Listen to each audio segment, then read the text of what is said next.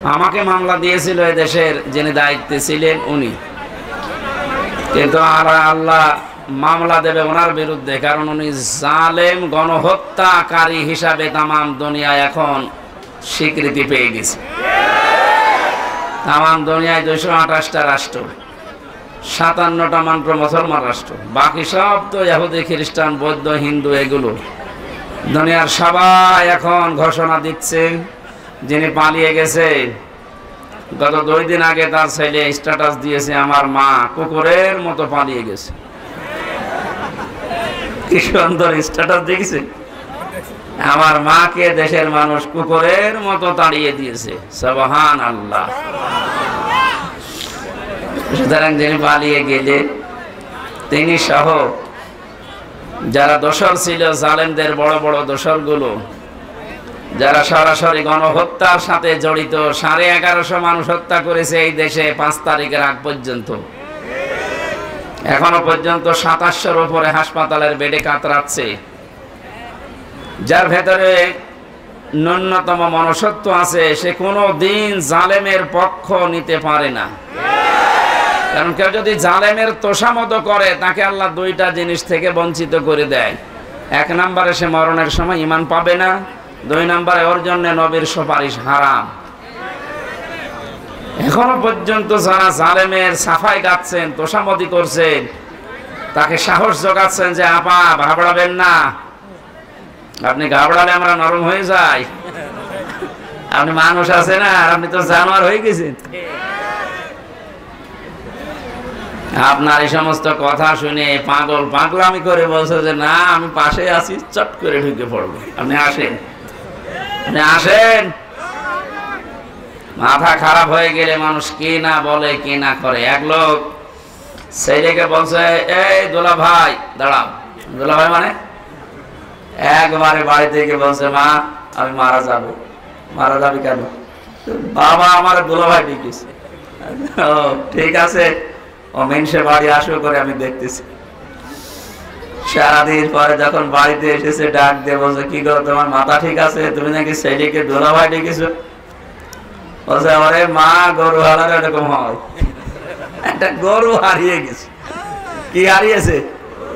একটা গরু হারিয়ে গেছে, তাই ছেলেকে দোলা ভাই বলে ফেলছে, স্ত্রীকে মা বলে ফেলছে।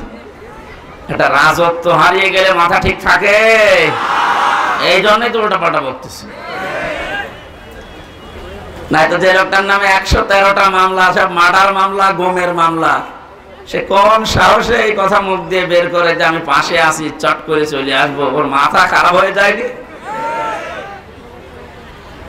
আপনি কি জানেন কত মানুষের বুক খালি করেছেন আপনি? কত মানুষ আশায় আছে আপনার শুধু একটু চামড়া পাওয়ার জন্য। কত মানুষ মান্নত করে আছে, আল্লাহ তুমি একটু চামড়া দিও। সুতরাং যেহেতু রাজত্ব হারিয়ে গেছে, তো আজকের স্ট্যাটাস দিয়েছে জয় সাহেব যে আমার মার মাথা খারাপ, ওনার কোনো বক্তব্য আপনারা কাউন্ট করবেন না। গর্ব হারালে মানুষ যদি বউকে মা বলে ফেলে, ছেলেকে দোলা ভাই বলে, রাজত্ব হারিয়ে গেলে অনেকে অনেক কিছু এখন বলবে। সমস্ত কথা আমরা কিছু মনে করবো না ইনশাআল্লাহ। বিচার বিভাগ কোথায় গিয়েছিল আপনি টের পাননি? কালামানিকের দিকে তাকিয়ে বিসি উড়ে গেছে। মানুষের কি রাগ বলেন তো, যে জায়গা আর দেখতে পাইনি, এমন জায়গায় লাগিয়েছে যে সাতা বিসি শেষ। কে যেন ডাবিং করে বলছে, তাই বলে আমার বিসিতে মারবে? আলহামদুলিল্লাহ, দিনাজপুর জেলা সিরির বন্দর থানার অন্তর্গত বেন্নাকুড়ি হরিহরপুর উচ্চ বিদ্যালয় ময়দানে দক্ষিণ নগর মেকারপাড়া জামে মসজিদের উন্নয়ন করবে তাফসীরুল কোরআন মাহফিলের স্বনামধন্য সভাপতি, limestone resort and tourism limited Dhaka সম্মানিত ব্যবস্থাপনা পরিচালক বড় ভাই আলহাজ মাওলানা জাহাঙ্গীর আলম, সহসভাপতি মাওলানা হায়দার আলী, প্রধান অতিথি additional director Bangladesh bank Rangpur. আপনাদের এলাকার সন্তান মনে হয় নাকি? জনাব মোহাম্মদ লুৎফর রহমান আতালাল্লাহু উমরাহু ওয়া বারাকাল্লাহু ফি হায়াতি। মাইক কি এটা মনে হচ্ছে যে রওশনের সাথে জীবন যৌবন সব শেষ হয়ে গেছে। মাইক নিয়েছেন জেলা শহরের মাইক নিয়ে আসবে না, কি মাইক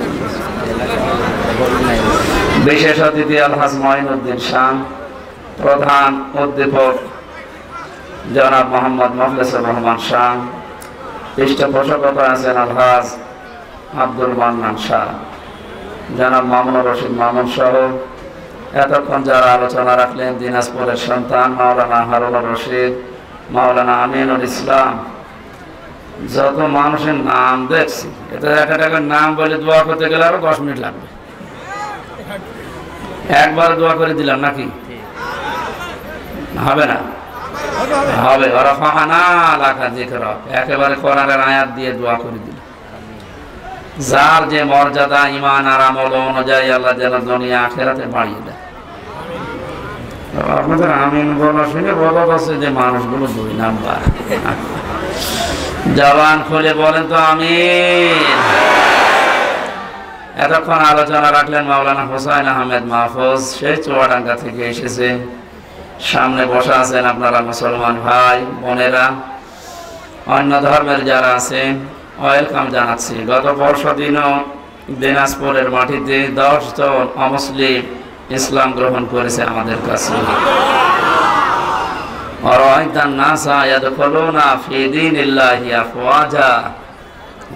আপনি দেখতে পাবেন দলে দলে পালে পালে মানুষ ইসলামে প্রবেশ করছে। আমরা সেই দৃশ্য এখন শুরু করে দিয়েছি। আমার সারা বাংলাদেশে একই অবস্থা। কয়েকদিন আগে চুয়াডাঙ্গায় 2 জন স্বামী স্ত্রী, এর আগে গাইবান্ধায় 1 জন, এরপরে 10 জন। যেভাবে মানুষ ইসলামে আসা, এগুলো তো অমুসলিম। মুসলমানদের ভেতরে যারা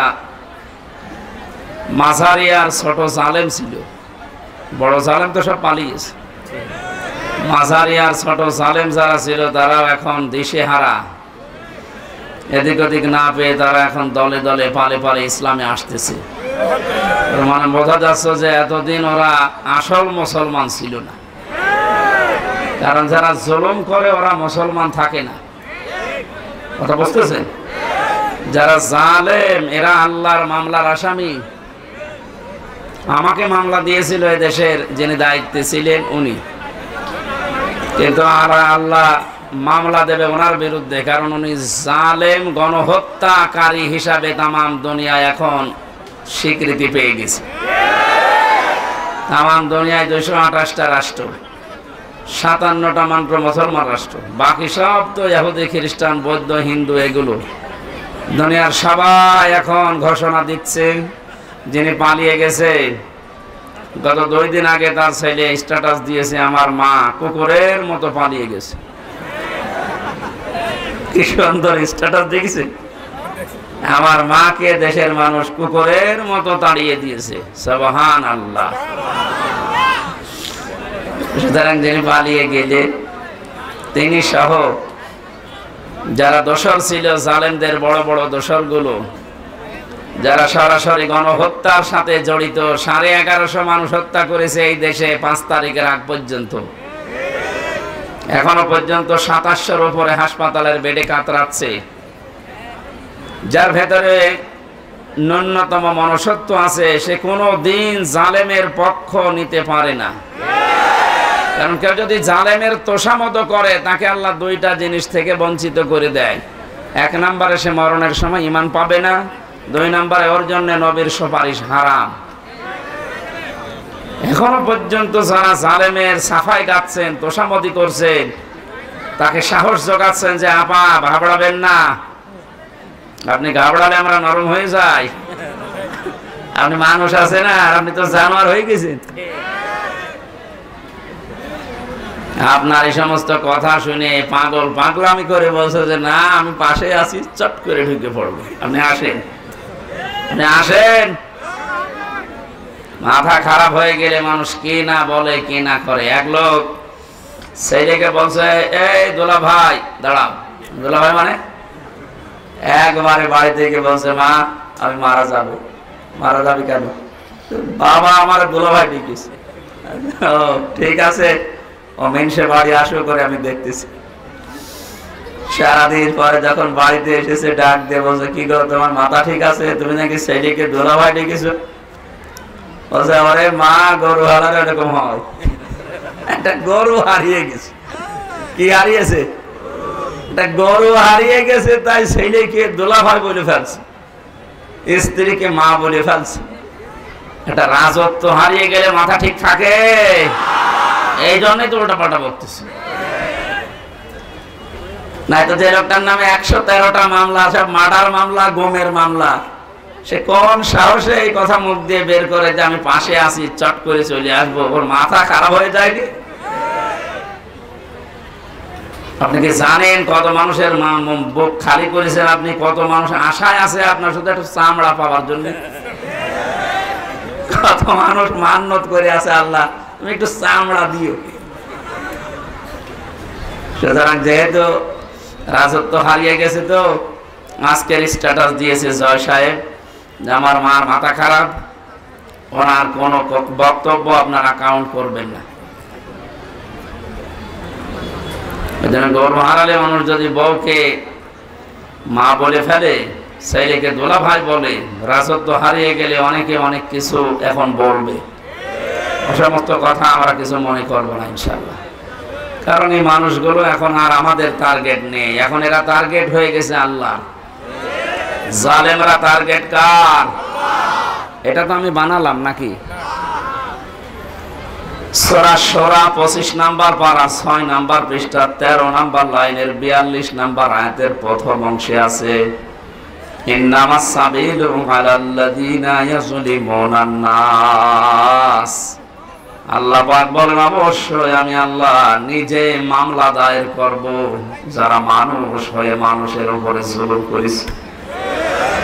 শব্দের দিকে খেয়াল করেন তো, যেহেতু আলেম আছে এখানে, আল্লাহ ইয়াজলিমুন কেন দিলেন? দুইটা শব্দ নিয়ে কালটা গঠিত, দুইটা কাল আছে এর ভেতরে, দুইটা সময় আছে, বর্তমান, ভবিষ্যৎ, প্রেজেন্ট, ফিউচার। আল্লাহ ইয়াজলিমুন আল মুসলিমুন দিতে পারতেন যে মুসলমানদের উপরে যারা জুলুম করেছে। আল্লাহ দিয়েছে ইয়াজলিমুন আন নাস। হিন্দু কি মানুষ না? কথা বলে না কেন? খ্রিস্টান মানুষ না? এ পৃথিবীতে যে ধর্মের অনুসারী হোক না কেন, লোকটা তো মানুষ। মানুষ হয়ে যদি কেউ মানুষের উপরে জুলুম করে, ভবিষ্যতেও যারা করবে, এরা আল্লাহর মামলার আসামি। এতদিন যারা করেছেন এই 15.5 বছর, আপনি আর কিছু না বিশ্বাস করেন, সূরা শুরার এই 42 নাম্বার আয়াতের প্রথম অংশ 100% বিশ্বাস করতে পারেন, আপনি কিন্তু আল্লাহ কেসের আসামি। এটা একটা গরিব মানুষ, মাওলানা হারুন, দিনাজপুরে বাড়ি, যদি আমার বিরুদ্ধে মামলা দিত, আমি ওই সময় যে জায়গায় ছিলাম আকিস গ্রুপে, বাংলাদেশের ওরা 3-4 জনের ভেতরে একজন, কত টাকা লাগবে ওরে টাকা দিয়ে 2-3 দিনের ভেতরে আমি বের হয়ে চলে আসতাম। কি কথা বলে না কেন? পারতাম না? ওরা আমাকে গাড়ি চড়তে দিয়েছিল 1.25 কোটি টাকা, সেখানে ওরা কয় কোটি টাকা দিলে তো আমি চলে আসতে পারতাম। যেহেতু আমার মামলার বাদী হারুন না, সভাপতি সাহেব না, একেবারে সরাসরি রাষ্ট্র, তার টাকা খাবেন না ওইভাবে। যারা মামলার বাদী যত বড় হয়, মামলা তত জটিল হয়। 3টা বছরের ভেতরে বহু চেষ্টা চালিয়েছে আমার পরিবার, আমার দল মিলে, কোল কিনারা করতে পারি নাই, কিচ্ছু হয়নি। 3 বছরে মামলা যেখানে ছিল ওই জায়গায় পড়ে আছে, অথচ কয়েকদিন আগে আমার মামলা সবগুলো ঢিসমিস হয়ে গেছে। মনে করলাম বলি যে বিচারপতি, 3টা বছর তো মামলা আপনার কাছে ছিল, কিছুই তো করলেন না, আজকে মামলা দেখে বলছেন যে কোনো মাল নেই, কি দিয়ে বিচার করব? যা সব খালাস করে দিলাম। এতদিন বললেন না কেন? এতদিনে তো মামলায় কোনো মাল ছিল না। কথা বলছেন কেন? আজকে বলছেন যে কোনো মাল ম্যাটারেস নেই, কি দেখে বিচার করবো, সব খালাস করে দিলাম। সেই ধরা পড়ার পর থেকে তো আপনার কাছে উঠতে আছে মামলা, ওই সময় কেন দিলেন না? এই কথা বলতো মাননীয় আদালত যে হুজুর আমার হাত বাঁধা। কি বাঁধা? বলেন বলেন। বাংলাদেশের 1628 জন মানুষ দায়িত্বে আছে, ছিল, এখনো আছে। একটা মাত্র হাত খোলা ছিল, বাকি 1627 জনের হাত বাঁধা ছিল। গত পরশু দিন আমি যশোরে ছিলাম, ওসি সাহেব এসে বলছে হুজুর আমি আপনার সাথে খাবার খাবো। কেন? এতদিন পর্যন্ত আপনাকে আমি এখানে আসতে দেইনি, আমার কোনো দোষ না, আমার হাত বাঁধা ছিল। আজকে যেহেতু হাত খুলে গেছে, আমি মাপ চাইতে এসেছি, আর একটু খাবার খাবো আপনার সাথে। হাদিসে নাকি শুনেছি যে কিয়ামতে আল্লাহ জিজ্ঞাসা করবে কোন আলেমের সাথে একটু খাবার খেয়েছিলে। এখন মনে হচ্ছে, 15 বছরে মনে হয়নি। এরকম বহু হাত বাঁধা লোক ছিল, এখন সবার হাত খুলে গেছে। বৈষম্য বিরোধী ছাত্র আন্দোলনে যারা শহীদ হয়ে গেল, যারা নিজের জীবন পর্যন্ত দিয়ে, রংপুর বিভাগের যে ছেলেটা জীবন দিল, সারা দুনিয়ায় এখন বীর শহীদ নামে পরিচিত আবু সাইদ। এই বিভাগটাকে উজ্জ্বল করে দিয়ে গেছে। নাম যে ছিল, এই নামটা আস্তে আস্তে মুছে যাচ্ছে, মফিজ আর থাকবে না। এরা এখন সব চাইতে ভালো। আমাদেরকে স্বাধীনভাবে কথা বলতে দেওয়ার জন্য যারা জীবন দিয়েছে, তার ভেতরে ছেলেটা 1 নাম্বার। সুবহানাল্লাহ বলতে পারেন না? আল্লাহ যেন শাহাদতের সর্বোচ্চ মাকাম রংপুরের আবু সাইদ শহীদকে দান করে, বলেন আমিন। সুতরাং সংস্কার করার জন্য ওনারা যে উদ্যোগ নিয়েছিল, 9টা দফা দিয়েছিল, তার ভেতরে প্রথম যে আমরা কারো হাত এভাবে বাঁধা রাখতে চাই না, শুধু একজনের হাত খোলা, যা মনে চাইতো তাই করতো, আর বাকি সব তো হাত বাঁধা। হাইকোর্টের বিচারপতি যদি বলে আমার কিছু করার নেই, হাত বাঁধা, তাও তো আমার মামলা না, একেবারে ঠুনকো মামলা। এইটা দেখে উনি বলছেন আমার কিছু করার নেই, তো তোর ওই চেয়ারে বসে থাকা দরকার কি, তুই ভ্যান চালা।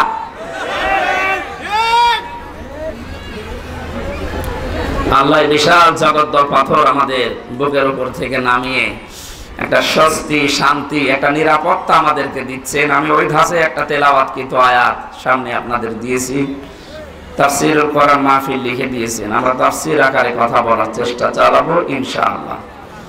মনে করলাম যে এটা মনে হয় সিরাত মাহফিল, যেহেতু তাফসীর মাহফিল লিখেছেন, আমরা তাফসীর আকারে কথা বলবো। আল্লাহ যেন আমাদের তৌফিক দেন। জাহাঙ্গীর আলম ভাই বলছিলেন একটা স্বস্তি লাগছে, একটা আনন্দ লাগছে, আমাদের আসলে একটা আনন্দ লাগছে। কোন নিয়ামত পাওয়ার পরে যদি 3টা বিষয় আপনার সামনে আসে, তাহলে আপনি মনে করবেন যে আপনি নিয়ামতের শুকরিয়া আদায় করেছেন। কয়টা? এটা একটা নিয়ামত না? এই যে মুক্তভাবে জীবনে কথা বলতে পারছি এখন, উনি বলছিলেন না যে এখন আর অনুমতি নেওয়া লাগবে না। হ্যাঁ, আসলেই তাই। সারা বাংলাদেশের 56,000 বর্গ মাইল। কয়েকদিন আগে গোয়েন্দা বিভাগের যিনি প্রধান এই বাংলাদেশে এখন, তিনি আমাকে বলছিল হুজুর যেখানে যে ধাঁচে আল্লাহ কথা বলেছে কোরআনে, আপনি ওই ফোর্সে কথা বলবেন, কোনো বাধা নেই, কারো অনুমতি এদেশে আর নেওয়া লাগবে না। অন্যান্য ধর্মের মানুষেরা যেভাবে তাদের ধর্ম পালন করে, আপনারা কোরআন প্রচার করবেন এই মুসলিম দেশে উন্মুক্ত, কোনো মহারথীর আর অনুমতি লাগবে না। এটা বিশাল কথা না? বলছে যদি কেউ বাধা দেয়, একটু টাচ দেবেন, এই নাম্বার সেভ করে রাখেন, ওর ঠ্যাং ভেঙে ফেলবো। আমি বললাম যে স্যার আপনি ছিলেন কোথায়? বলছে না, আমি কয়েকদিন আগে দায়িত্ব পেয়েছি, আমি এর আগে ছিলাম না, আমি একজন মুসলিম, আমার যা দায়িত্ব আমি পালন করবো মরণ পর্যন্ত। আল্লাহ যেন তাকে তৌফিক দেন, বলেন আমি। সুতরাং আমরা চাচ্ছি যত বিভাগ আছে বাংলাদেশে, বিচার বিভাগ, শিক্ষা বিভাগ, যত রকমের বিভাগ দেশে চলছে, স্বাস্থ্য বিভাগ সহ সব বিভাগের যারা দায়িত্বে আছেন, তাদের হাত যেন আর বাধা না থাকে, খুলে যায়। বলেন বলেন। হাত খোলা থাকলে মানুষের যে সাহস হয়, তার বাস্তব প্রমাণ এই শহীদ আবু সাইদ হাত খুলে দাঁড়িয়েছিল। কথা বলে না কেন? হাত খুলে যেভাবে দাঁড়িয়েছে, কি সাহস বলেন তো? ওর কি জীবনের মায়া ছিল না? ছিল, ওর জীবনেরও মায়া ছিল। কয়েকদিন আগে গিয়েছিলাম আমার কবরে, ওর বাবা বলছিল ছোটবেলা থেকে এরকম প্রতিবাদী, এমনিতেই গরিব মানুষের ছেলে, তো অন্যায় দেখলেও সহ্য করতে পারে না, প্রতিবাদ জানাবে, সে পেছনে যা হয় হোক। যেহেতু হাত খোলা ছিল, দেখেছেন কি সাহস, নিজের জীবন পর্যন্ত বলেছে নে, বুকের ভেতর বলছে ঝাড়, বুক পেতেছি গুলি কর, গুলিও করেছিল। যে মানুষগুলো গুলির সাথে সম্পৃক্ত বলছে স্যার একটা মারি একটা মরে আর একটা যায় না, কি মানুষ আছে? এগুলো সব জানোয়ার। আর ভিডিও করে করে আবার দেখাচ্ছে।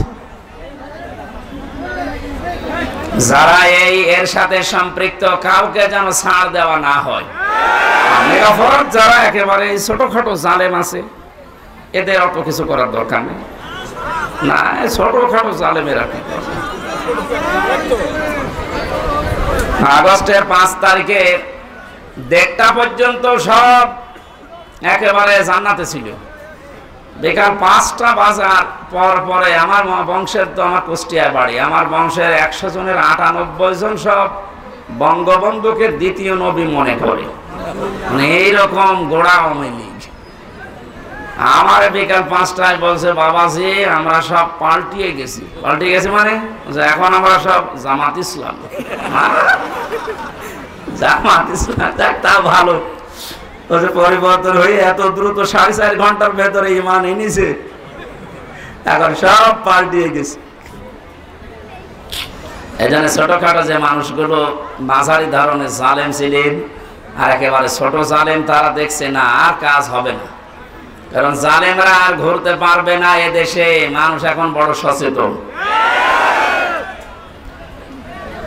যারা আসতে চাচ্ছেন, আমরা তো দেখতে পাচ্ছি দলে দলে মানুষ আসতেছে, এখনো তওবার দরজা খোলা আছে, এখনো এদেশে আপনাদের জন্য উন্মুক্ত আছে। ছোটখাটো জুলুম করেছিলেন, ফিরে আসেন, ওয়েলকাম জানাচ্ছি ইসলামে। কোথায় আসবেন বলেন তো? ইসলামে আসবেন। আল্লাহ ইয়াসলিমুন আন নাস এমনি দেয়নি, ওই জুলুম তো বন্ধ হয়ে গেছে, কিন্তু এখনো জুলুম থেমে নেই। আপনি কি মনে করছেন জুলুম বন্ধ হয়ে গেছে? এখন অনেক ঘাপটি মারা মুনাফিক ছিল ওই 5 তারিখের পর থেকে আজকের এই 13 তারিখ পর্যন্ত, ওরা এখনো পর্যন্ত থেমে নেই, ওরা এখনো চালিয়ে যাচ্ছে। যারা এগুলো করছেন আপনারা থামেন, নয়তো আপনার কপালে ওই জালেমদের মতো আগুন লাগবে। ওদেরকে এতদিন জালেম বলতেন আপনি নিজে, আর এখন নিজেই জুলুমবাজ হয়ে গেছেন। এখন আপনি নিজে মানুষের বাড়ি ঘরে আক্রমণ চালাচ্ছেন দিনে রাতে, সাদা তো আবার চালু হয়ে যাচ্ছে। এগুলো মানুষ না, এগুলো জালেম, এগুলো মামলার আসামি আল্লাহ। কার? যারা আল্লাহর মামলার আসামি হয় তারা আমাদের বন্ধু হতে পারে? এজন্য আপনারা থামবেন। আপনারা যদি না থামেন, জনগণ উপযুক্ত জবাব দেবে সামনে ইনশাআল্লাহ। আজকে জরিপ দেখেছেন সকালে, ইন্টারন্যাশনাল জরিপ বের হয়েছে, বাংলাদেশের 100 জনের 28 জন জাতীয়তাবাদী দল যেটা আছে এটাকে সাপোর্ট করছে। 100 জনের 14 জন যারা বিদায় নিয়েছে জালেমদের সাপোর্টে আছে। 100 জনের 58 জন ইসলাম যারা চায় তাদেরকে সাপোর্ট করছে। এটা যদি অব্যাহত থাকে, চুপ করে। জালেমরা তো বুঝে ফেলেছে, মুনাফিকরা অনেকে বুঝেছে যে না, এ তো দিনকাল ভালো না। এই কয়দিনের ভেতরে যদি 58 ভাগ হয়ে যায় ইসলামপন্থীরা, আর 1 মাস যেতে দেন, 100 ভাগের 80 ভাগ হয়ে যাবে ইনশাআল্লাহ। এই জন্য অনেকে বলছেন আর দরকার নেই, তাড়াতাড়ি আপনি দেন, আমরা আবার বসি। আবার বসি মানে জায়গাটা যদি ক্লিয়ার না করে ওই জায়গায় দেন, আবার তো দিনের ভোট রাতে হবে। এক লোক বিয়ে করে কেবল বাসর ঘরে ঢুকবে, দাদি শাশুড়ি এসে বলছে দেখো আমার কিন্তু একটা পুতি চাই। অনেক মাথা নিচু করে বলছে দোয়া করেন, হবে। শাশুড়ি এসে বলছে বৌমা যাই করো, আমার কিন্তু নাতি চাই। ঠিক আছে, দোয়া তো করেন। ননদ এসে বলছে আমার ভাতিজা চাই। দেবর এসে বলছে আমার ভাগ্নে চাই। স্বামী এসে বলছে তুমি কি করবা জানি না, আমার কিন্তু বেবি চাই। বউ এবার মুখ উঁচু করে বলছে স্বামী আপনার বংশের কি সব পাগল? কেবল আসলাম, এখন কিছু হইল না, আর আপনারা এক একজন বেবি চান, ভাতিজা চান, পুতি চান, নাতি চান। আমার সময় তো দেবেন 10 মাস 10 দিন। সময় না দিয়ে যা করেছেন, আরম্ভ করেছেন, আমি পাবো কোথায়? আমি কি ওগুলো ফ্ল্যাক্সি লোড করে সাথে নিয়ে আসবো? তো যাদের আমরা দায়িত্ব দিয়েছে ছাত্র জনতা মিলে, এরাকে ফ্ল্যাক্সি লোড করে নিয়ে আসবে, এই জায়গাগুলো পাল্টাতে হবে না? এটা সময় তো দেবেন, অন্তত 10 মাস 10 দিন। আর কথা বলেন না কেন? এখনই লাফাচ্ছেন। জামাতে ইসলামের কেন্দ্রীয় আমির ডাক্তার শফিকুর রহমান জানিয়েছে, আমরা সময় দিতে চাই, যৌক্তিক এবং সম্মানজনক একটা সময় চাই। যে সমস্ত জায়গাগুলো এই 15.5 বছরে পুরাটা নষ্ট হয়ে গেছে, আপনি একটু ভাবেন তো, কত বড় দুর্নীতিগ্রস্ত হলে জাতীয় মসজিদের ইমাম পালিয়ে যায়। কেন্দ্রীয় মসজিদ বাইতুল মোকাররমের ইমামও পালিয়ে গেছে। কোথায় ছিল দেশটা? প্রত্যেকটা দিক আর বিভাগ এরকম। এই সুনামগঞ্জের সাল্লায় দেখলাম একটা ইসলাম শিক্ষা পড়াচ্ছে হিন্দু টিচার। আপনি বলেন, হিন্দু সে ইসলাম শিক্ষা পড়াচ্ছে, কোথায় নামিয়েছে ইসলামকে? শিক্ষা ব্যবস্থা কোথায় নিয়ে গেছে? প্রত্যেকটা জায়গা এরকম। বিচার বিভাগ কোথায় গিয়েছিল আপনি টের পাননি? কালামানিকের দিকে তাকিয়ে বিসি উড়ে গেছে। মানুষের কি রাগ বলেন তো, যে জায়গা আর দেখতে পাইনি, এমন জায়গায় লাগিয়েছে যে ছাতা বিসি শেষ। কে যেন ডাবিং করে বলছে, তাই বলে আমার বিসিতে মারবে? লজ্জা আছে ওর? এই শয়তান জায়গায় থাকতে যে জুলুম অত্যাচার করেছে, আল্লাহকে ভুলে গেছে নাকি? ওয়ালা তাহসাবান্নাল্লাযীনা যালামু, হে নবী আপনি কি মনে করেন তাহসাবান্নাল্লাহা গাফিলান আম্মা ইয়ামালুয যালিমুন? নবী আপনি কি মনে করেন যে আমি জালেমদের সম্পর্কে একেবারে বেখবর হয়ে বসে আছি, আমার কোনো খোঁজ খবর নেই? সবচাইতে বেশি খবর রাখে আমি জালেমদের। আল্লাহ যে জালেমদের খবর রাখেন, এটার বাস্তব প্রমাণ দেখেননি? আর কি দেখবেন বলেন তো? আমার জীবনে সব পূরণ হয়ে গেছে। ও কালামানিক যেদিন খেজুর পাতায় না কলা পাতায় ছিল, ওই দিন আমার মন ভরে গেছে। যা, আর কিছু লাগবে। আল্লাহ যদি দুনিয়া আর কিছু নাও দেখায়, আমার আর কিছু দেখার দরকারও নেই। এই জন্য বলছি, সংস্কার যখন আরম্ভ হয়েছে বাংলাদেশের 1628টা চেয়ারের একটা চেয়ারেও যেন আর কোনো আগের লোক না থাকে। ইমিডিয়েটলি তাড়াতাড়ি এই জায়গাগুলো পরিষ্কার করে নতুন মানুষ ওখানে বসা। এরা না মাঝে মাঝে নতুন নতুন ইস্যু তৈরি করে আবার এই দেশটাতে পৃথিবীকে দেখাবে যে এখনো আমরা শান্ত হতে পারিনি। আমরা তো শান্ত আছি, এই কথা বলেন না কেন? এদেশে এখন যে যার ধর্ম ঠিক মতো নিরাপত্তার সাথে পালন করছে, কোনো অসুবিধা নেই। হ্যাঁ, কিছু মানুষ যেহেতু চাচ্ছে এদেরকে যেন উপরে উঠতে না দেয়, ওরা চালিয়েছিল হিন্দুদেরকে দিয়ে, পারে নাই। আরে যখন পানি নেয়নি, দেখছে আলেমরা মন্দির পাহারা দেয়, তখন আর কি করবে? ওটা বাদ দিয়ে এবার চালিয়েছে প্রধান বিচারপতিকে দিয়ে, দেখি কিছু করা যায় কিনা। ছাত্র জনতা দেখলো না, তখন আর হালে পানি নেয়নি, আবার লাগিয়েছে আনসার। আনসার মানে সাহায্যকারী। কিসের সাহায্যকারীরা? শয়তানের সাহায্যকারী। এটা দিয়েও পারে নাই, ডাক্তারদের লাগিয়েছে, ওইটাও হালে পানি নেয়নি। আবার লাগিয়েছে গার্মেন্টস কর্মীদেরকে, ওইটাও যখন আর পানি নিচ্ছে না, ওদের যা চরিত্র, আমার মনে হয় এখন গলন্দ ঘাটের বেশ্যাদেরকে লাগাবে সামনে। যত কিছুই লাগেন না কেন, এ দেশের মানুষ কিন্তু এখন আর ঘুমিয়ে নেই। 58 ভাগ যখন আজকের রিপোর্ট, আর কয়দিন যেতে দেন, 70 ভাগ হয়ে গেলে এ দেশটা ইসলামের হাতে আসবে ইনশাআল্লাহ।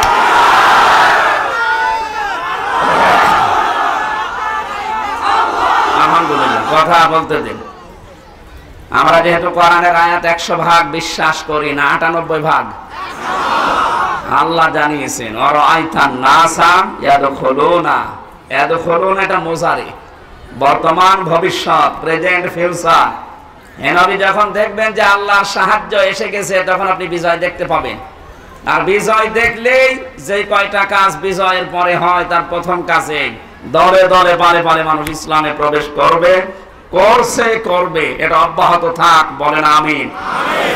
যিনি আমাদেরকে আজকে তাফসীর মাহফিলে নিয়ে আসলেন, এই মুক্ত জীবনে কথা বলতে পারছি মুখ ভরে, মানে জবান খুলে দিয়ে, তাকে ধন্যবাদ জানিয়ে বলছি আলহামদুলিল্লাহ। দরুদ আর সালাম পড়ছি মুহাম্মদুর রাসূলুল্লাহ সাল্লাল্লাহু আলাইহি ওয়াসাল্লামের উপরে। আমার আজকের তেলাওয়াতকৃত আয়াত সূরা ফাতিহা। কোন সূরা? বলেন বলেন। ফাতাহ শব্দের শাব্দিক অর্থ বিজয়। যেহেতু একটা বিজয় পেয়েছি আমরা, পরাধীন থাকলে মানুষ যে কি অসহায় থাকে আমি রিমান্ডে বুঝেছিলাম।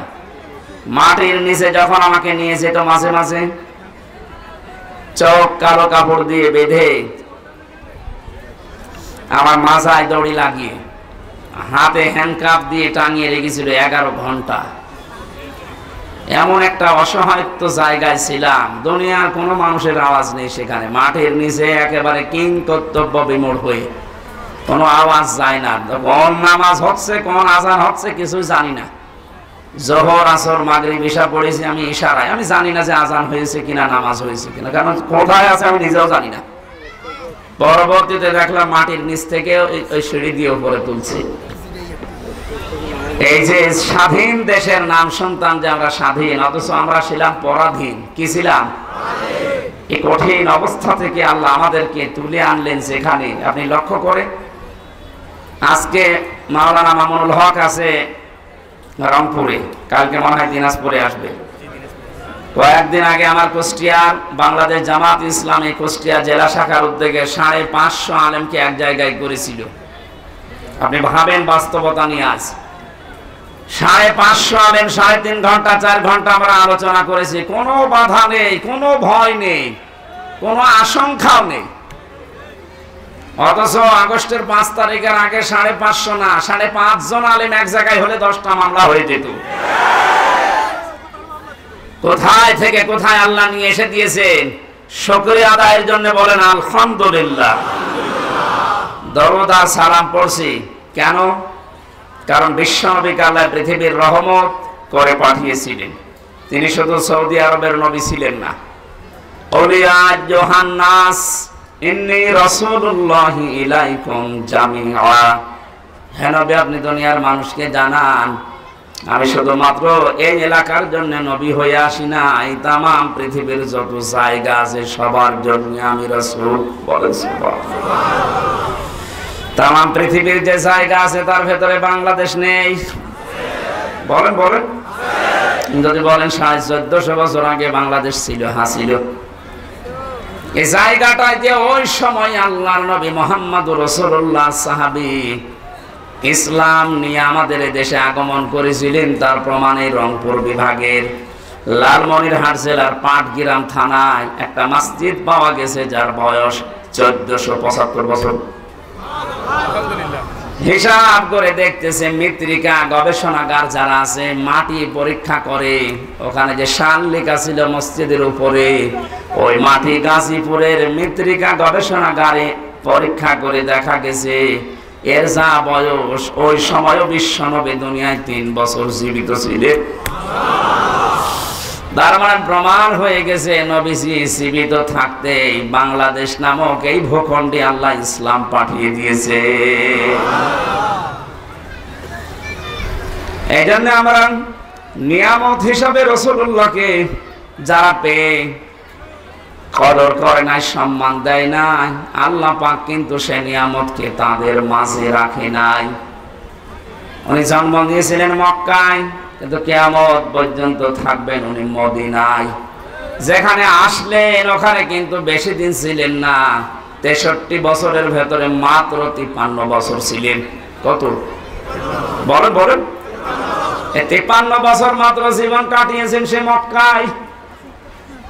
আর ওই 53 বছরের পর থেকে বাকি 10 বছর এবং এই 1450 বছর একাধারে তিনি যেখানে আছেন তার নাম মদিনা। তার নাম কি? ওই মানুষগুলো এত বেশি শ্রদ্ধা সম্মান জানিয়েছে, সাহায্য করেছে রাসূলুল্লাহকে। আল্লাহ এত বেশি খুশি হয়েছিলেন তাদের উপরে, কিয়ামত পর্যন্ত তাদের বুকের মাঝে আল্লাহ রাসূলকে রেখে দিয়েছেন। এখানে লাইমস্টোন হজ গ্রুপের ব্যবস্থাপনা পরিচালক আছে। হাজার হাজার মানুষকে দেশ থেকে উনি আল্লাহর ঘরের মেহমান করে নিয়ে যায় খেদমতের জন্য। আমি জিজ্ঞাসা করছি, জাহাঙ্গীর ভাইকে জিজ্ঞাসা করছি, মানুষ শুধু যদি হজ করতে যায়, সে ফরজ হজ নফল হজ যাই হোক, মক্কা বাদে হজের জায়গা আর আছে নেই। আপনি যদি শুধু মক্কাতেই হজের কাজগুলো করতে পারেন আপনার হজ হয়ে যাবে, মদিনায় না গেলেও হজের ক্ষতি হবে না।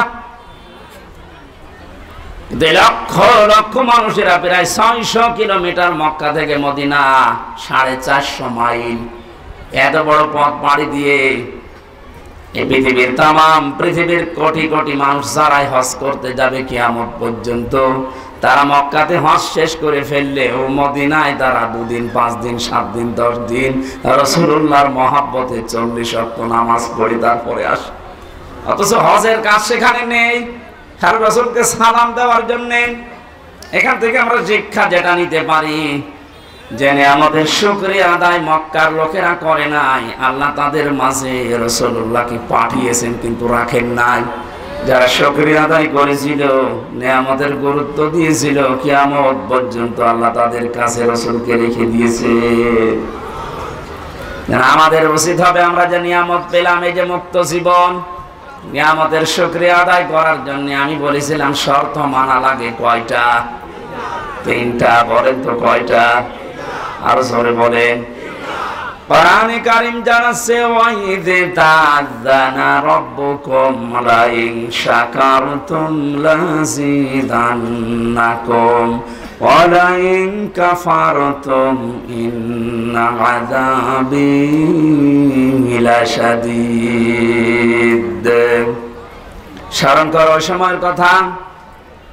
আল্লাহ পাক বলেন, যদি আমি কাউকে নিয়ামত দেই আর নিয়ামতের শুকরিয়া আদায় লোকটা করে, ওর জীবনে লাযিদান্নাকুম, আমি নিয়ামত বাড়াতেই থাকবো। শুধু বাড়িয়ে দেব না, বাড়াতেই থাকবেন। এবার আসেন নিয়ামতের শুকরিয়া আদায় করে কি করে? বাংলাদেশ, ভারত, পাকিস্তান সহ এই এলাকার মানুষেরা মনে করে যে টুটি পর্যন্ত খেয়ে ঢেকর একটা তুলে বললাম আলহামদুলিল্লাহ হয়ে গেল। না, এটা নিয়ামতের শুকরিয়া আদায়ের একটা বাক্য মাত্র। শর্ত মানা লাগবে আপনাকে 3টা। কয়টা? আপনি শুনতেছেন? 1 নম্বরে আপনাকে বলা লাগবে যে হ্যাঁ এটা নিয়ামত। 15.5 বছর পরে যেটা পেলেন, সত্যি করে মুখ দিয়ে উচ্চারণ করেন তো, এটা কি নিয়ামত? বলেন বলেন। 96% মুসলমান আমরা এখানে বাস করি, অথচ আমাদের ধর্মীয় গ্রন্থ কোরআনে কারীমকে প্রচার করার জন্য 14 জায়গায় অনুমতি নেওয়া লাগতো। কত বড় নিয়ামত আমরা পেয়েছি যে এখন কোনো অনুমতি না, ওরা এসে আর পাহারা দেয়। এই নিয়ামত আমরা সবাই স্বীকার করছি তা না। আমি যে বললাম ওই যে 14 জন এখনো পর্যন্ত জালেমদের পক্ষে আছে, ওরা কিন্তু এই নিয়ামত পেয়ে খুশি না, ওরা এখনো বেজার। 100 জনের 14 জন বাদ গেলে বাকি থাকে কত? 86% মানুষ এখন আমরা সবাই শুকরিয়া আদায়ের জন্য বলেন আলহামদুলিল্লাহ। 2 নম্বরের শর্ত হচ্ছে আপনার মনের ভেতরে একটা আলাদা আনন্দ আপনি অনুভব করবেন, অনির্বচন সুখ আপনি পাবেন, যেটা আমি পাচ্ছি, জাহাঙ্গীর ভাই বলল পেয়েছে, আমরা অনেকেই পাচ্ছি। খালি পাচ্ছে না ওই 14 জন। 3 নম্বরে শুকরিয়া আদায়ের শর্ত হচ্ছে যে উদ্দেশ্য নিয়ে নিয়ামতটা আপনি পেলেন, ওইটা তার জায়গা মতো পৌঁছিয়ে দেবেন। যেহেতু 9 দফা কর্মসূচি ছিল, যারা ছাত্র আন্দোলনে যুক্ত ছিল তাদের প্রথম কর্মসূচি যে কোনো বৈষম্য থাকবে না। এখন বলছে না কেন? এই ছেলেটা বিশ্ববিদ্যালয় থেকে অনার্স মাস্টার্স করা, এর সাথে আর একটা ছেলে পড়েছে। এই 15 বছরের যেটা হাল দেখলাম আমরা, এই ফার্স্ট ক্লাস ফার্স্ট হওয়ার পরে ওই জায়গায় বসতে পারবে না, আর 70 রোল নাম্বার যা, সে টাকা দিয়ে ওই জায়গায় বসে পড়বে। এটা তো বৈষম্য না? বলেন। এই কাজগুলো যারা জারি করেছিলেন, এই বৈষম্য দূর করার জন্য তো আন্দোলন ছিল। সুতরাং আমরা দেখতে চাই এদেশের 1 ইঞ্চি জায়গায় যেন বৈষম্য বলে কিছু না থাকে। আর এটা দূর করার জন্য মানুষের তৈরি করা আইন কানুন দিয়ে 100 ভাগ সম্ভব না। এটা সম্ভব হবে আল্লাহর এই কালাম দিয়ে। সুতরাং নিয়ামতের যদি সত্যিই পরিপূর্ণ শুকরিয়া আদায় করতে চাই, আল্লাহ পাকের এই নিয়ামত এই কালাম দিয়ে ৫৬,০০০ বর্গ মাইল চলা লাগবে। এটা আমরা দেখতে চাই না। এটা তো রাজনীতি, এটা নিয়ামতের শুকরিয়া আদায়ের মাধ্যম বললাম, কারণ এটা ছাড়া আপনি পারবেন না। আল্লাহর কালাম যেখানে নেই, আপনি মনে করেন যে হ্যাঁ ও সমস্ত দেশ উন্নত, আমিও দেখে এসেছি, কিন্তু ওখানে ১০০% ন্যায় বিচার নেই। আমি যে সিঙ্গাপুর, মালয়েশিয়া, থাইল্যান্ড সহ কতগুলো দেশ ঘুরে আসলাম কিছুদিন আগে, ওখানেও দেখেছি শান্তি আছে, কিন্তু ১০০% ন্যায় বিচার ওই দেশে নেই। কারণ ওখানে আল্লাহর এই কালাম দিয়ে দেশ চলে না। আমার হাকামা বিহি আদালা, যারা কোরআন দিয়ে বিচার ফায়সালা করতে পারবে, নবীজি বলেন তারাই শুধু ন্যায় বিচার করতে পারবে।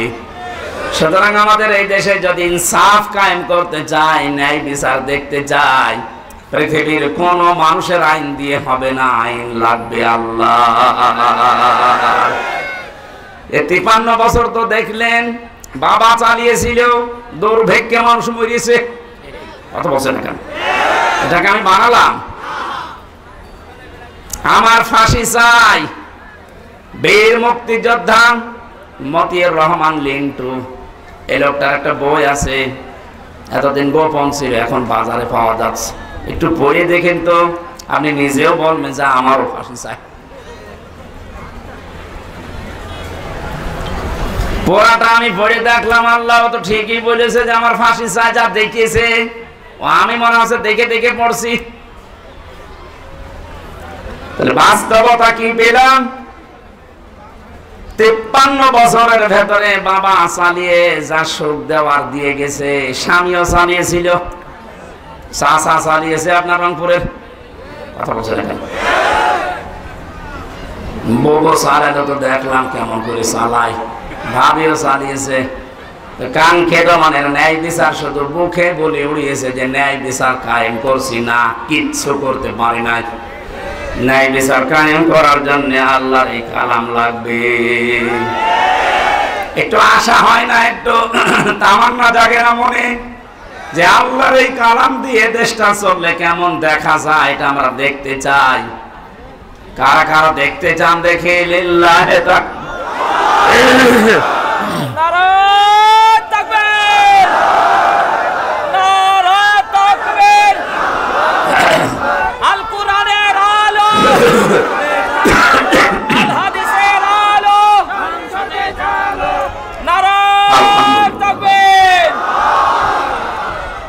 গলা ভেঙে যাচ্ছে, মায়ের আসলে সেরকম না। সূরা ফাতিহায় বিজয়, এই সূরা থেকে মাত্র 2টা আয়াত পড়েছি, আমরা তাফসিরে প্রবেশ করছি। আল্লাহ পাক বলেন, লাকাদ সাদাকাল্লাহু রাসূলাহুর রুয়া বিল হাক্কি লাতাদখুলুন্নাল মাসজিদাল হারামা ইনশাআল্লাহু আমিনিন। এরা ওঠে কারা? এরা খুব জরুরি নাকি? খুব জরুরি হলে যান, তাছাড়া একটু একটু কথা শোনার চেষ্টা করেন। আমি গুরুত্বপূর্ণ কিছু পয়েন্ট এখান থেকে বের করবেন। আল্লাহ পাক বলেন, অবশ্যই আমি আমার রাসূলকে যে স্বপ্ন দেখিয়েছি, এই স্বপ্নটা অতি শীঘ্রই বাস্তবে রূপ দেব। আমি আল্লাহর ইচ্ছায় আমার রাসূল মসজিদে হারাম, যেটা পবিত্র ঘর, শান্তির জায়গা, এখানে নিরাপত্তার সাথে প্রবেশ করবে। এ ঘোষণাকার। প্রশ্ন আসতে পারে, যে তো ১৫০০ বছর আগের কথা, এই আয়াত এখন আমাদের শোনানোর দরকার কি? এবার আসেন, ১৫০০ বছর আগে এই রাসূলকে আল্লাহ যে স্বপ্ন দেখিয়েছেন, এই রাসূলুল্লাহ জানিয়েছে, আল উলামা ওয়ারাসাতুল আম্বিয়া, আলেমরা নবীর উত্তরাধিকারী, নায়েবে রাসূল, নবীর ওয়ারিস। এ কথা শুনেছেন কোনদিন? সুতরাং রাসূলুল্লাহ তো কিয়ামত পর্যন্ত থাকবে না, তার নায়েব থাকবে, তার উত্তরাধিকারী থাকবে। কথা বলে না কেন? তার রুহানি সন্তানরা থাকবে, এই যে আলেম যারা আছে তারা। সুতরাং রাসূলুল্লাহ যে স্বপ্ন দেখেছিলেন আল্লাহ তা বাস্তবে রূপ দিয়েছে। কিয়ামত পর্যন্ত তো রাসূল থাকছেন না, তার নায়েব থাকবে। এই নায়েবরাও কিয়ামত পর্যন্ত নায়েবে রাসূল যারা স্বপ্ন দেখবে তাদের স্বপ্ন আল্লাহ কিয়ামত পর্যন্ত বাস্তবায়ন করবে। আমি একজন নায়েবের কথা একটু উল্লেখ করছি, শহীদ আল্লামা দেলাওয়ার হোসাইন সাইদি রহমতুল্লাহ আলাইহি। উনি যে নায়েবে রাসূল, আপনার কি ধারণা আছে যে না উনি নায়েবে রাসূল না? শুধু এই দেশে না, সারা বিশ্বের ভেতরে যদি 10 জন আলেমের তাফসীর মানুষ ডাবিং করে শোনে তার ভেতর উনি একজন। আমি পৃথিবীর বহু দেশে গেছি, যেখানেই যাই সেখানে ডাবিং করে করে আল্লামা দেলাওয়ার হোসেন সাইদি, ডাক্তার জাকির নায়েক, এই মানুষগুলোর লেকচার মানুষ শোনে। ওনাদের গুলো তো কাটা কাটা, সাইদি সাহেবেরটা যেহেতু কাটা কাটা না, সুর দিয়ে বলা হয়। দুনিয়ার মানুষেরা অনেকেই সুরের পাগল, এজন্য ইনার তাফসীরটা বিভিন্ন ভাষায় ডাবিং হয়ে মানুষগুলো শুনতেছে, বোঝে না অনেকে, তারপরও কান্দে। ওনার কণ্ঠের ভেতরে এমন একটা মায়াবী জিনিস দিয়েছিলেন। আমি অনেক কঠোর মানুষকে দেখেছি, ওনার নাম শুনতে পারে না, কিন্তু ওনার কণ্ঠের তাফসীর শুনলে বসে ঝিমায়। কথা ঠিক আছে। রাসূলুল্লাহকে আল্লাহ বলেন লাকাদ সাদাকাল্লাহু রাসূলাহুর রুয়া বিল হক। অবশ্যই আমার রাসূলকে আমি যে স্বপ্ন দেখিয়েছি ওই স্বপ্নকে আমি বাস্তবে রূপ দেব। ওনার স্বপ্ন তো 1400 বছর আগে দেখেছিলেন, ওটা রূপও দিয়েছেন।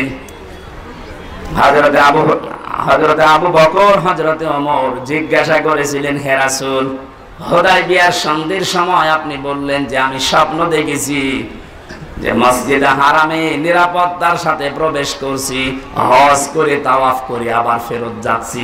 তো কই আপনার এই স্বপ্ন তো আমরা বাস্তবে দেখতে পাচ্ছি না। এখানে এসে ওরা আমাদেরকে বাধা দিয়েছে। এমন যে সমস্ত শর্তগুলো হুদায়বিয়ার সন্ধিতে আপনি করলেন, একটা আমাদের পক্ষে আসে না। আপনার স্বপ্ন তো স্বপ্ন না।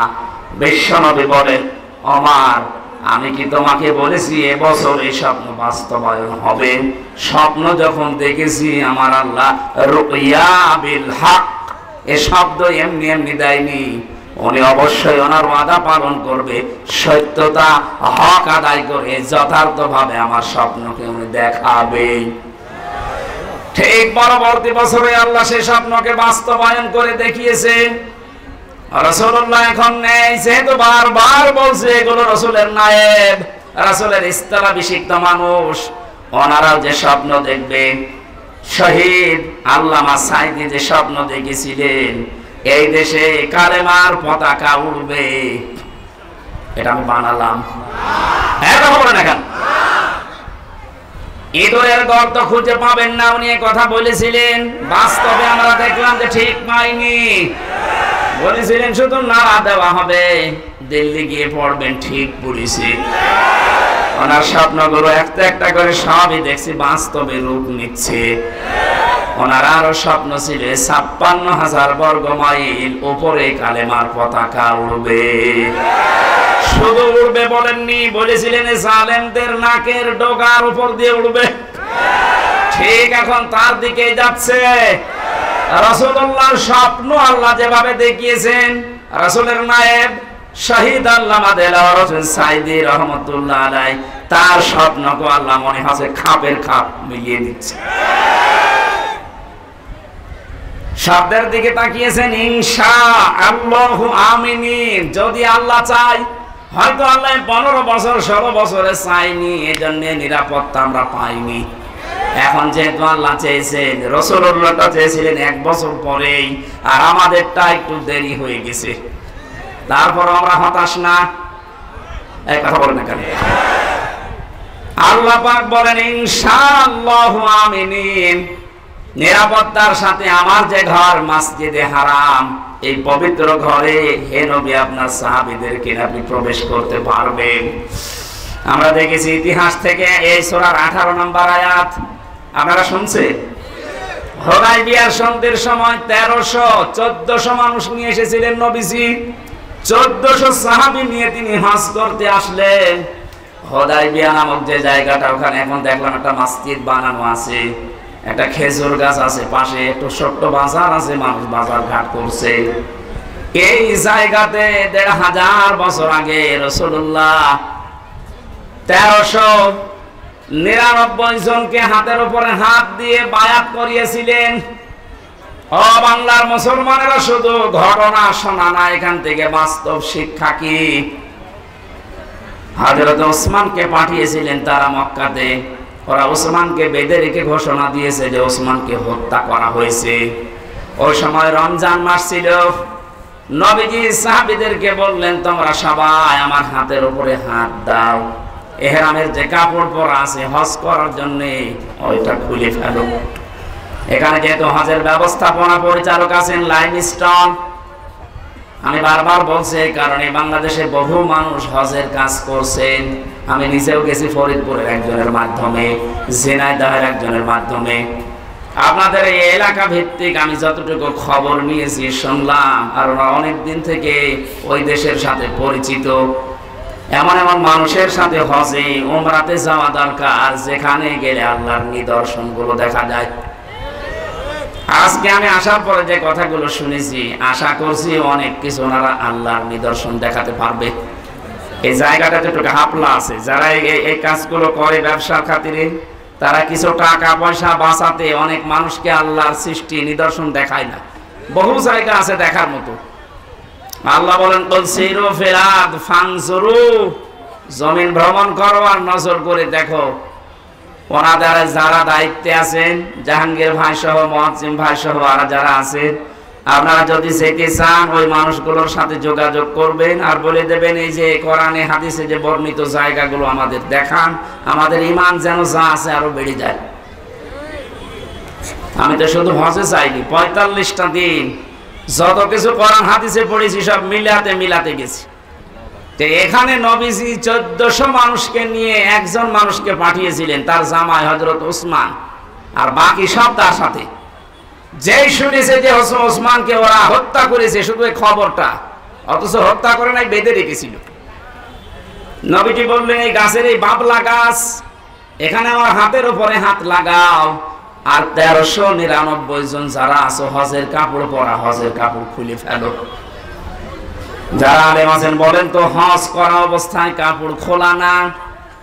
কোন মানুষ যদি শরীরের পশম খুলে পড়ে যায়, তার ক্ষতি হবে হজের। হজের যে সমস্ত কাজগুলো আছে, একটাও যদি আপনার ওয়াজিব যেগুলো উলট পালট হয়ে যায়, বিনা কারণে আপনি চুল টেনে ছিঁড়তে পারবেন না। কথা বুঝতেছে? যেখানে চুল টেনে ছিঁড়ে বা এমনি চুল পড়িয়ে যদি টান দিয়ে তাহলে দম দেওয়া লাগে, হজের ক্ষতি হয়ে যায়। সেখানে আপনার ইহরামের কাপড় নবীজি বললেন খুলে ফেলো, সাধারণ কাপড় পরো। তো নবী কি জানতেন না যে আমার ফরজ হজ নষ্ট হয়ে যাবে? জানতেন না? জানার পরও কেন করলেন? এবার আসেন দ্বিতীয় নম্বরে। অসময় ছিল রোজার মাস, আর রমজানে রোজা ফরজ। নবীজি বললেন, সবাই ভেঙ্গে ফেলো রোজা, এখন রোজা রাখা লাগবে না, পরবর্তীতে দরকার হয় রোজা করে দিবা। ইসলাম আমরা কোন জায়গা থেকে, কে কোথা থেকে নিচ্ছি জানি না, ইসলাম নেওয়া লাগবে রাসূলুল্লাহর কাছ থেকে। অমনি হিসাব মিলান, আজকে এই 1400 বছর পরে 1399 জন মানুষ নবীজির হাতে হাত দিলেন। আল্লাহ কোরআনের আয়াত নাযিল করলেন ওই সময়, লাকাদ রাদিয়াল্লাহু আনিল মুমিনিনা ইয ইউবাইউনাকা তাহতাশ শাজারাতি ফাআলিমা মা ফি কুলুবিহিম ফানজালাস সাকিনাতা আলাইহিম ওয়া আসাবাহুম ফাতহান করিবা। শব্দ দিয়েছেন, দেখেছেন, লাকাদ, অবশ্যই আমি আল্লাহ রাজি হয়ে গেছি। অথচ কাজ এখনো শুরু হয়নি। আল্লাহ বলেন, আমি রাজি হয়ে গেছি। রাদিয়া এটা মাসির সিগা, এটা অতীতের শব্দ।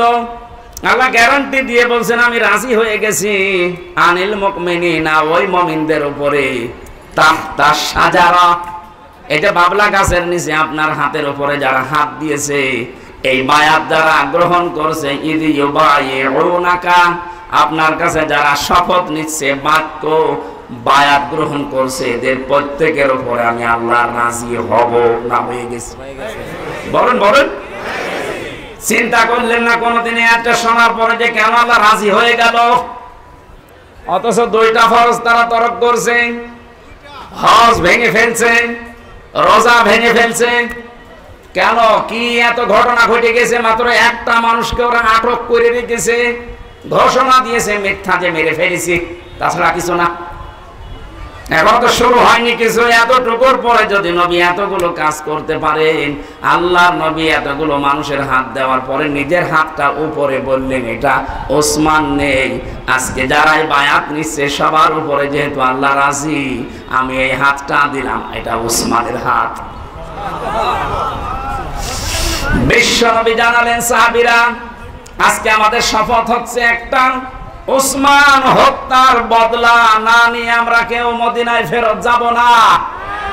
এই সংবাদ যখন ছড়িয়েছে যে 1399 জন নবীর হাতে হাত দিয়ে বায়াত গ্রহণ করছে যে ওসমান হত্যার বদলা না নিয়ে ওরা ফেরত যাবে না মদিনায়, ওরা এই সংবাদকে ভয়ের চোটে ওসমানকে ছেড়ে দিয়েছে। সুবহানাল্লাহ, আলহামদুলিল্লাহ, আল্লাহু আকবার বলার জন্য আমি বলি না। এখানে শিক্ষা কি? একটা মানুষের জীবনের মূল্য কত বেশি। নবীজি শুধু একটা মানুষকে হারিয়েছিলেন, তা ওরা মেরে ফেলেছে, মিথ্যা সংবাদ ছড়িয়েছে।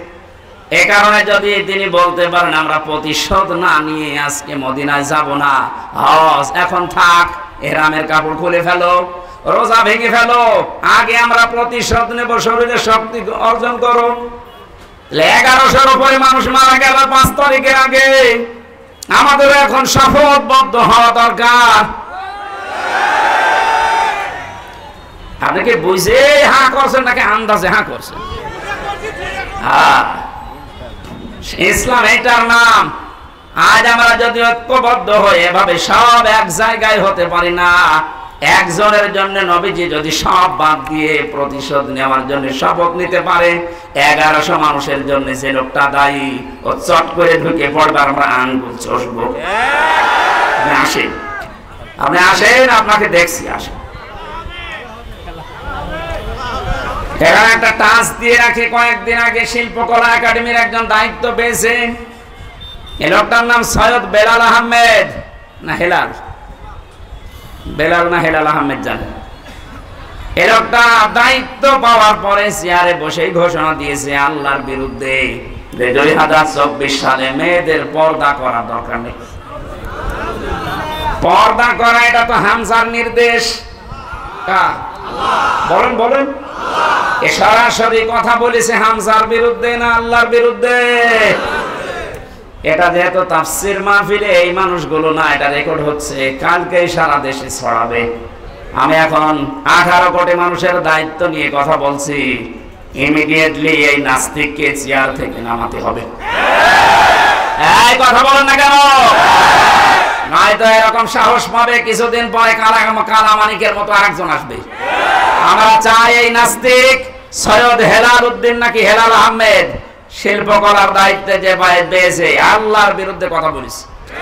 96% মুসলমানের দেশে আল্লাহর বিরুদ্ধে কথা বলা মানুষ আমরা দেখতে চাইছি। আরে ওকে পাল্টাতে হবে, ওকে পাল্টাতে হবে। এর জন্য যদি আবার শপথ নেওয়া লাগে, আমরা শপথ নিতে রাজি আছি। স্বপ্ন যখন দেখেছে রাসূলুল্লাহ নায়েবরা, এই স্বপ্ন বাস্তবায়ন হবে।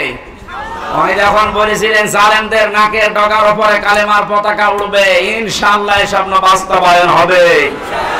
এই জন্য তো আয়াতের মাঝে আল্লাহ ইনশাআল্লাহ দিয়েছেন, ইনশাআল্লাহু আমিন। নিরাপত্তার সাথে আপনি চলতে পারবেন। মুহাল্লিকিনা রুসাকুম ওয়া মুকাসসিরিনা লা তাখাফুন। যখন মসজিদে হারামে প্রবেশ করে কেউ চুল কসর করে, কেউ টাক করে ফেলবে, কোনো ভয় থাকবে না তোমার মনের ভেতরে। ফাআলিমা মা লাম তা'লামু, এটা তো তুমি জানতে না, আমি আল্লাহ তোমাকে জানিয়েছি। আমি আল্লাহ নিজে জানি, কিন্তু তোমরা নিজেরা এটা জানতে না। ফাজাআলা মিন দুনি যালিকা ফাতহান করিবা। আল্লাহ বলেন আমি আরেকটা সংবাদ তোমাদেরকে দিয়ে দিলাম, একটা বিজয়ের সংবাদ দিলাম, তোমরা অতি শীঘ্রই দেখতে পাবে।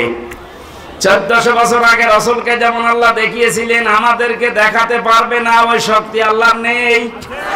বলেন বলেন। আমরা এরকম 1399 জনের মতো যদি ঐক্যবদ্ধ হয়ে শপথ নিতে পারি, আজকে কোন জালেমের ছাড় নেই। আল্লাহ শুধু এতটুকু দেখে কাফেরদের মনের ভেতরে ভীতি সঞ্চার করে দেবে, ওরা ভয়তে ওসমানকে ছেড়ে দেবে। আজ বিশ্বের দিকে তাকান, আন্তর্জাতিক মহলরা কিন্তু অনেকে এখন নজর দিচ্ছে এই দেশের দিকে। এই বিষয়টা গোপনীয়, এই জন্য আমি বলছি না।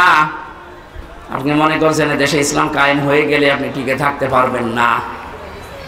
আমার পাশে যে প্রতিবেশী আছে, প্রতিবেশী কোনোদিন চায় যে আমরা এদেশে দিন কায়েম করে ফেলি? ওরা আমাদের এই দেশকে যখন ভাগ হয় তখন নাকি সাহায্য করেছিল পাকিস্তানের কাছ থেকে আলাদা করার জন্য। এই জন্য ওনারা আমাদের বন্ধু। আজ ওনারা 7 সিস্টারের মাধ্যমে 7 ভাগ হচ্ছে, আমরাও সাহায্য করব। আপনি যদি 1 ভাগ করে বড় বন্ধু হয়ে যান, আমরা 7 ভাগ করে দিচ্ছি, আমরা তো আরো বড় বন্ধু। অলরেডি শুরু হয়ে গেছে, যা শুরু হয়েছে মণিপুরে, দেখেন কি হয় কয়েকদিন পরে। ধুতি নিয়ে টানাটানি বেঁধে যাবে দাদার।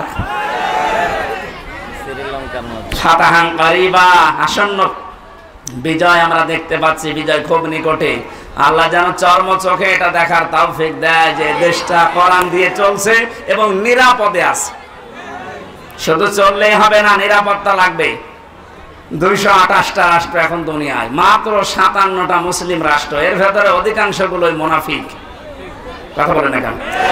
তাও আশপাশের প্রতিবেশীগুলো যদি ইমানদার পেতাম, তাও আশার সঞ্চার হতো। প্রতিবেশীগুলো সব হারামি আর বেঈমান। তারপর মনুষ্যত্ব যেহেতু আছে, চীনের রাষ্ট্রদূত যা বলেছে সেই দিন, এমনকি মায়ানমারের রাষ্ট্রদূত যে পজিটিভ কথাগুলো বলছেন, আশা করছি বাকি যারা আছে সবার মন আল্লাহ ঘুরিয়ে দেবে। এই দেশে আবার নায়েবে রাসূলের স্বপ্ন পূরণ হবে, কালেমার পতাকা পথপথ করে উড়বে ইনশাআল্লাহ। মেয়েদের যে জুজুর ভয়গুলো দেখানো হচ্ছে যে ইসলাম দেশে কায়েম হয়ে গেলে আপনাদের ঘরের ভেতরে থাকা লাগবে, এটা মিথ্যা কথা। জামাতে ইসলামের কেন্দ্রীয় আমির উনি ঘোষণা দিয়েছে, জুজুর ভয় বাদ দেন, ইসলাম যদি দেশে কায়েম হয় সবচেয়ে বড় নিরাপত্তার সাথে থাকবে মেয়েরা। তখন আর ধর্ষণের সেঞ্চুরি হবে না। কথা বলেন। আল্লাহ আমাদেরকে এই দৃশ্য দেখার সুযোগ যেন করে দেন, বলেন আমিন।